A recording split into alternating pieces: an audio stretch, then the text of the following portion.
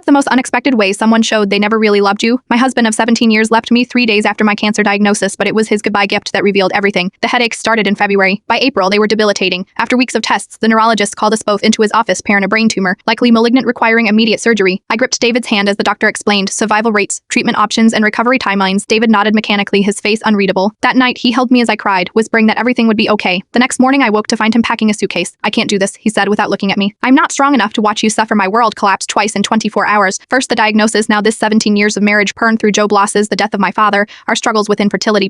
He was walking away when I needed him most. The surgery is in 5 days, I whispered. Can you at least stay until then? He agreed, but those 3 days were a strange performance. He made my favorite meals, handled calls to family members, even organized my medications with meticulous care. I almost believed he'd changed his mind the night before he left. He handed me a gift bag, something to help you through this, he said. Inside was a leather-bound journal with my name embossed on the cover. The first page contained a handwritten note. For your thoughts during treatment, I hope writing helps you find peace. It seemed thoughtful until I opened to the second page and found another note. This one dated 6 months earlier. Happy anniversary to my beautiful wife. Here is to many more years together. I stared at it confused. Then it hit me, parent. This was the anniversary gift he'd never given me. 6 months ago, he'd claimed the custom journal he ordered hadn't arrived. I'd been disappointed but understood. We'd gone to dinner instead, making plans for our future, but the journal had arrived. He'd simply kept it, knowing even then he wouldn't stay if things got difficult. He'd been planning his exit strategy for months, maybe years. When I confronted him, his response chilled me. I figured you could still use it. The next morning, he left for his mother's house 3 states away. I faced surgery alone, my sister flying in at the last minute to drive me to the hospital. The tumor was successfully removed, chemo 2 better than expected. The recovery was brutal, pain radiation, physical therapy, learning to speak clearly again. Through it all, that journal sat untouched on my nightstand, a reminder of how disposable I'd been. 6 months into my recovery, David called. He'd heard I was doing well and wanted to discuss reconciliation. I panicked, he explained. I've regretted leaving every day since I asked him one question. If the cancer returns, would you stay? His hesitation told me everything. Last week, I received divorce papers and a request to return the journal.